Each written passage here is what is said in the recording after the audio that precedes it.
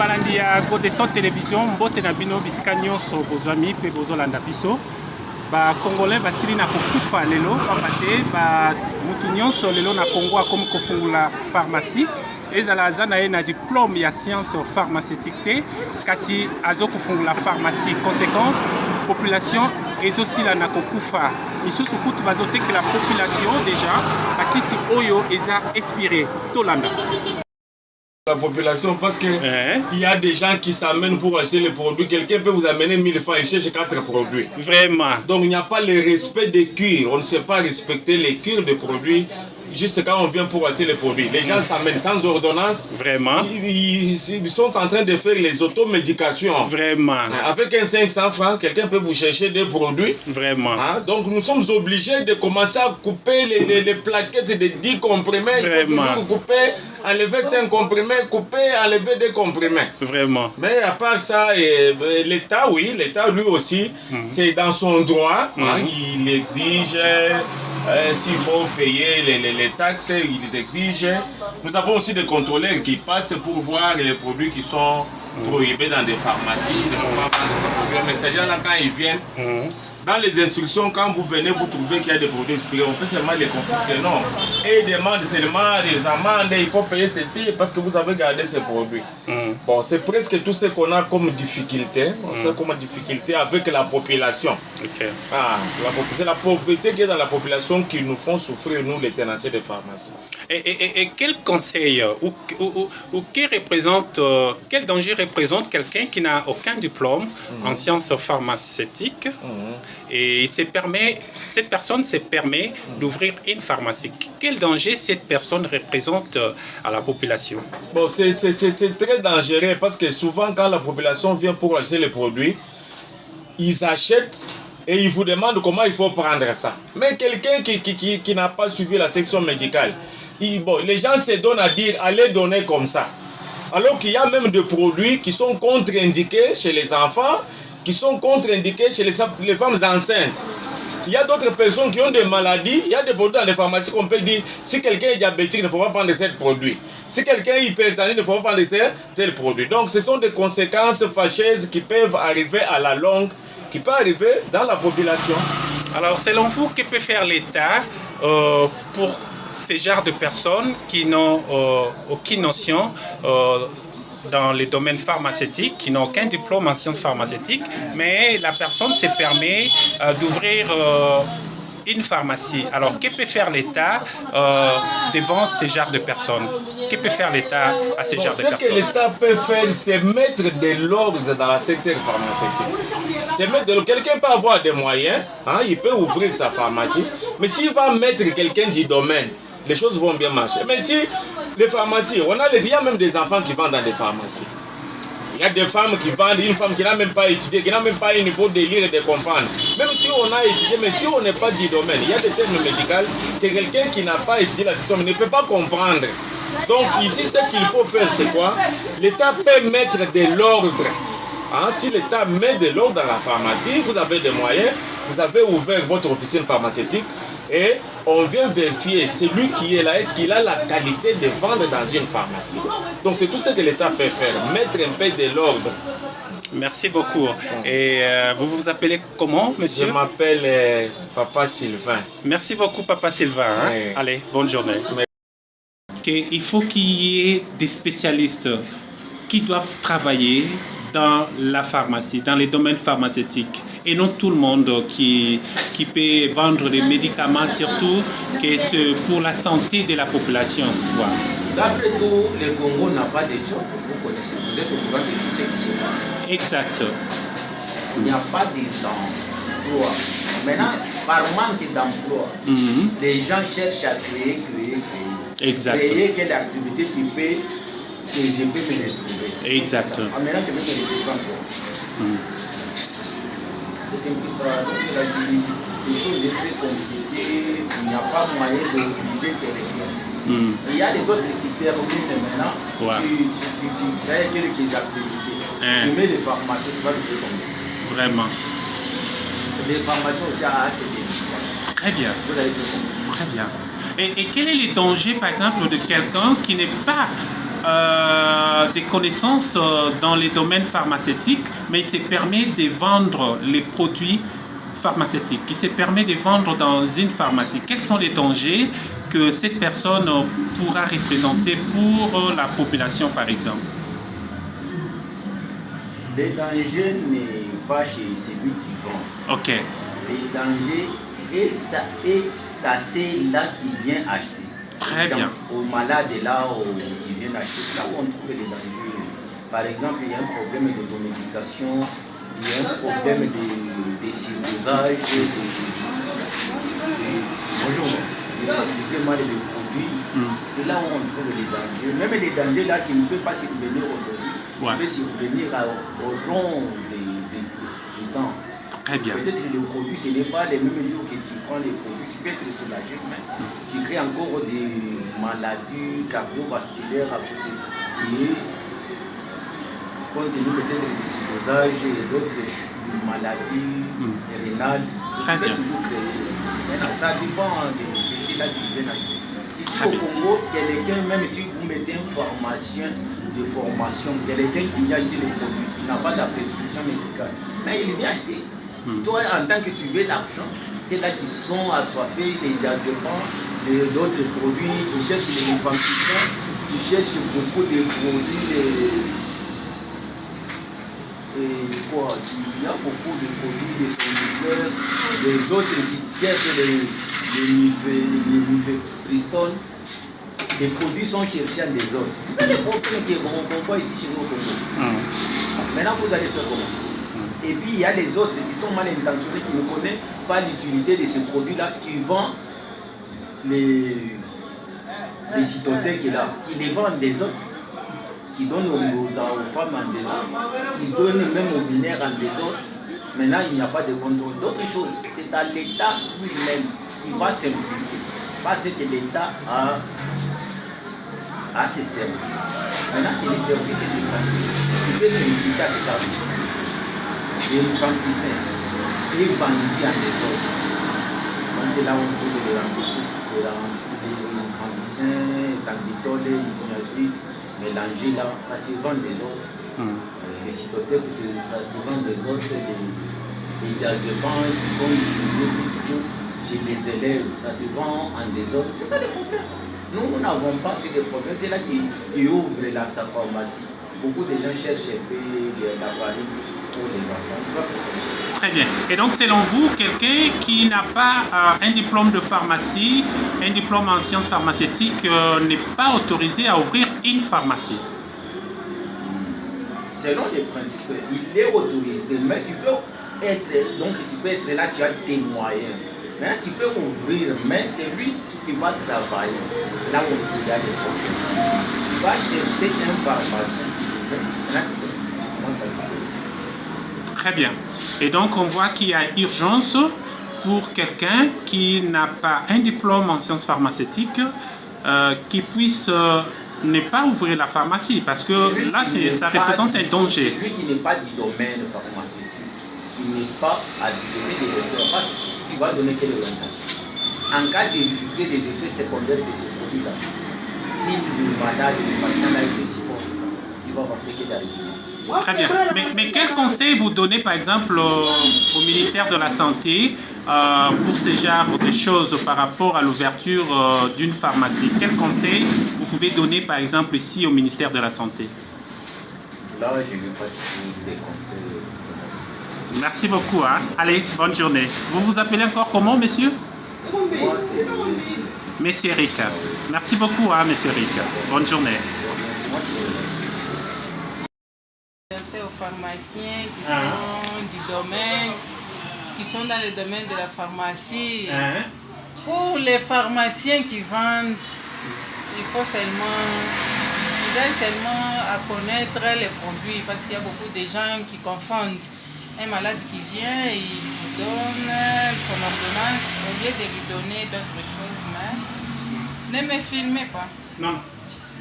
Est-ce que vous pensez que quelqu'un qui n'a pas un diplôme en pharmacie ou en sciences pharmaceutiques, est-ce qu'il est autorisé à ouvrir une pharmacie? Que pensez-vous? Non, il n'est pas autorisé. il n'est pas autorisé. Au moins s'il a suivi certaines formations. Mais s'il n'est pas du domaine, il n'est pas autorisé parce que les médicaments font partie de la vie d'une personne. Et si la personne n'est pas sûre de ce qu'il fait, il risque de causer de graves erreurs et des torts à la population. Et donc là, vous déconseillez aux gens qui n'ont pas de diplôme en sciences pharmaceutiques d'ouvrir une pharmacie. Non, voilà. De ne pas ouvrir vraiment. De ne pas ouvrir. Si tu ne connais rien concernant la pharmacie, concernant les domaines médicaux, ça ne sert à rien. Merci beaucoup. Et vous vous appelez comment, maman? Je m'appelle Madame Lina. Madame Judith. Madame Lina. Madame Lina. Merci beaucoup, Madame Lina. Allez, bon dimanche. Merci, Paul. Est-ce que vous demandez à l'État de faire dans ces domaines pharmaceutiques? Oh oui, ici, ce que nous demandons à l'État, nous n'avons pas de pharmacie de l'État, de pharmacie modèle. Nous demandons à l'État d'ouvrir au moins dans chaque commune une pharmacie modèle qui réunit toutes les conditions, avec des pharmaciens, des assistants en pharmacie. Et là, ça va aider la population à accéder pour avoir les produits sans difficulté. Et aussi, bon, comme il y a beaucoup de pauvreté, il peut y avoir même un infirmier sur place. Si quelqu'un vient avec des plaintes, l'infirmier peut écouter des plaintes, lui faire une ordonnance.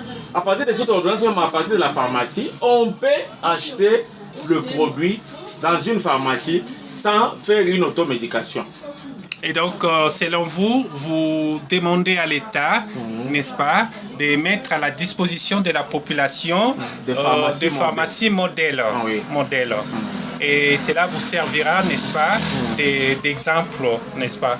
Et donc, voilà. Et quel conseil, par exemple, vous pouvez donner à quelqu'un qui n'a aucun diplôme en pharmacie, mais la personne elle se permet plutôt d'ouvrir une pharmacie. Quel conseil vous pouvez donner à une telle personne? Ah oui, si on a des possibilités, à une personne qui a des moyens pour ouvrir une pharmacie, nous lui demandons seulement de chercher quelqu'un qui est qualifié pour vendre dans une pharmacie, que ce soit un assistant en pharmacie ou un infirmier de niveau A1 ou un pharmacien. Très bien. Et donc, si on comprend, ici, l'État, vous demandez à l'État de donner l'exemple, de commencer par l'exemple, c'est-à-dire d'ouvrir une pharmacie modèle que la population suivra ensuite. Merci beaucoup. Et vous vous appelez encore comment? Je m'appelle Papa Sylvain. Papa Sylvain. Merci beaucoup, Papa Sylvain. Allez, merci. Bonne journée. Merci. Que vous rencontrez dans votre domaine de pharmacie, quelles sont les difficultés, par exemple, que vous rencontrez dans votre domaine de la pharmacie? Et quel danger, par exemple, représente quelqu'un qui n'a aucun diplôme en sciences pharmaceutiques, mais il se permet d'ouvrir une pharmacie? Quel danger cette personne peut représenter à la population? Alors, il peut tirer quelqu'un parce que ce sont comme des produits. On peut venir ici, on explique aux questions, alors c'est ça le problème, Et donc, selon vous, quelqu'un qui n'a aucun diplôme en sciences pharmaceutiques n'est pas autorisé à vendre de médicaments ou à ouvrir une pharmacie? Oui. Une personne qui n'a pas de diplôme sur les sciences pharmaceutiques ne peut pas ouvrir une pharmacie. Et quel conseil, par exemple, qu'est-ce que vous demandez à l'État de pouvoir faire aux gens pareils qui n'ont pas de diplôme en sciences pharmaceutiques, mais ils se permettent d'ouvrir des pharmacies et vendre des médicaments à la population? C'est ça, ce sont des problèmes. Pour moi, l'État peut d'abord, par exemple, comme ça, on fait arriver quelqu'un. Il étudie d'abord, il fait même la pharmacologie. Donc, ça fait... Ok. Et donc, n'est-ce pas que vous trouvez que l'État doit aider la population, n'est-ce pas, dans ces domaines pharmaceutiques, n'est-ce pas, pour commencer à arrêter toute personne qui n'a aucune notion, qui n'a aucun diplôme en sciences pharmaceutiques, mais qui se permet de vendre les produits pharmaceutiques ou le médicament à la population. Merci beaucoup. Et comment vous vous appelez? Moi, je m'appelle Gabriel. Monsieur Gabriel. Allez, merci. Hein. Au revoir. Ok. Nous voulons que vous puissiez vraiment nous aider aujourd'hui. Qui est autorisé à ouvrir la pharmacie et qui n'est pas autorisé aujourd'hui à ouvrir la pharmacie selon vos connaissances? Selon mes connaissances. Voilà. Qui a droit à ouvrir une pharmacie aujourd'hui et qui n'a pas le droit d'ouvrir aujourd'hui une pharmacie? Et quels sont les avantages, par exemple, de quelqu'un qui a un diplôme en sciences pharmaceutiques, qui ouvre une pharmacie, par rapport à quelqu'un qui n'a aucune connaissance dans les domaines pharmaceutiques? Quels sont Vous êtes en mission. Oui, nous sommes l'équipe de Godessot Télévision. Nous voulons vos conseils pour aider la population dans ces domaines. Vos conseils seront le bienvenu. C'est normal, votre émission est tellement bonne. Seulement que la question aussi, c'est là qu'ils sont allés à ouvrir les pharmacies. Une pharmacie, oui. Une personne de santé qui a toutes les informations sur les produits pharmaceutiques. Très bien. C'est lui qui a fait aussi la pharmacie. Il est inclus aussi du domaine médical. Très bien. Il peut aussi ouvrir la pharmacie. Et quels sont les inconvénients ou les dangers de quelqu'un qui n'est pas pharmacien, quelqu'un qui n'a aucun diplôme en sciences pharmaceutiques, mais il se permet d'ouvrir une pharmacie? Quel danger cette personne représente à la population? Bon. Il y a tant de dégâts qui se posent. Prenons par exemple qu'un malade qui vient, un client qui vient vous demander l'aide. Voilà. Où il faudrait une explication sur son problème, et sur les molécules qu'elle peut prendre. Exact, voilà. Donc il faudrait quelqu'un qui aurait passé sur la science. Très bien. Très bien. La science médicale ou pharmaceutique pour donner les explications claires à ces molécules. Exact. Maintenant, les inconvénients sont nombreux du fait que si vous ne donnez pas donc les explications claires, très bien, la personne prendra ces molécules-là, ne sera pas vraiment guéri, soit soulagé selon son problème. Et donc, selon vous, quelqu'un qui n'a pas un diplôme dans les domaines de la pharmacie ne peut pas orienter la personne, la molécule qu'il faudrait prendre suivant son cas. Donc, une telle personne n'est pas autorisée à ouvrir une pharmacie parce qu'il n'a aucune connaissance dans les domaines pharmaceutiques. Voilà. Pharmaceutiques. Très bien. Et qu'est-ce que vous conseillez, par exemple, à l'État de faire pour tous ceux qui sont en train d'ouvrir le pharmacie alors qu'ils n'ont pas des domaines, ils n'ont aucune connaissance dans la pharmacie, ils n'ont aucun diplôme en sciences pharmaceutiques, par exemple, mais il s'est permis d'ouvrir une pharmacie? Quels conseils pouvez-vous, par exemple, donner à l'État dans ces domaines-là?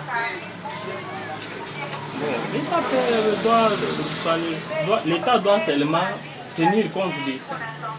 Il doit aussi tenir compte de ça, voir celui qui peut avoir cette autorisation d'ouvrir la pharmacie et celui qui n'a pas cette opportunité.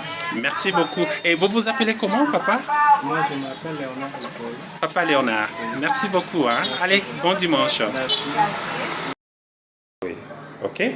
Donc, par exemple, est-ce que vous êtes pharmacien, est-ce que vous avez un diplôme en sciences pharmaceutiques, est-ce que vous avez vraiment un domaine, il ya pharmacie ndenge ofunguli pharmacie boye. Est-ce que oza vraiment na baconnaissance nyonso mpona kobanda kotekela bato kisi? Est-ce que okopesa mpe likanisi na yo, ide na yo? Premièrement, la pharmacie, ce n'est pas... Mais les propriétaires, c'est un pharmacien. Ok, les propriétaires, c'est un pharmacien. Ok. Est-ce que ayebi que oza na connaissance penza te na domaine ya pharmacie? Oui, Hein? j'ai bossé à la pharmacie. Ok, Et là, je suis en bac. ok. Mais je n'ai pas encore fini. Je continue encore à la Ok, mais ndenge nini kasi oza koservir bato neti mutu aye na ordonnance, ok? Ozoyeba ndenge nini ke dose ya boye il faut kopesa ye par rapport ya boye alors que osilisi na osali nano oza na diplôme ya science pharmaceutique te. Yo ozosala ndenge nini kasi ozodébrouiller ndenge nini kasi? Non, si on a amené quoi, un ordonnance, c'est que je ne me retrouvais pas. Ok. Donc j'envoie ça au propriétaire, vu qu'il y a eu un pharmacien. Ok, Je peux prendre une capture et puis je l'envoie. Il me dira quoi faire. Donc si ces médicaments, c'est tout aussi. ok, Il va me dire comment dire à la personne comment est-ce qu'il peut prendre les médicaments et prendre les produits. ok. Et puis après, moi aussi, je donnerai les produits à la personne. Et puis il va partir. Et c'est là aussi qu'il va me dire. Ok. Mais présentement, par exemple, docteur a appelé malade ordonnance, malade a une ordonnance sikoyo, urgence ezali. Alors, nde sikoyo yo oza na connaissance makasi te, oza pharmacien te, oza na diplôme ya science pharmaceutique te. Alors, yo ozosala ndenge nini na kawana par exemple? Dans ces cas-là, si je n'arrivais pas à me retrouver, donc je pourrais juste lui remettre quoi, l'ordonnance et lui dire que non, c'est médicament ici ou pas. Parce que je ne vais pas donner des médicaments, donc c'est que je ne connais même pas comment est-ce que la personne peut prendre ça, comment utiliser. Donc ça serait un peu difficile pour moi. Mieux vaut de lui remettre, peut-être de lui donner des médicaments qui ne sont pas, qui ne sont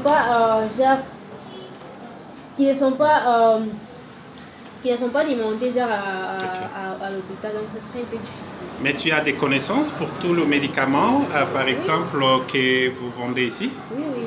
Tu as des connaissances?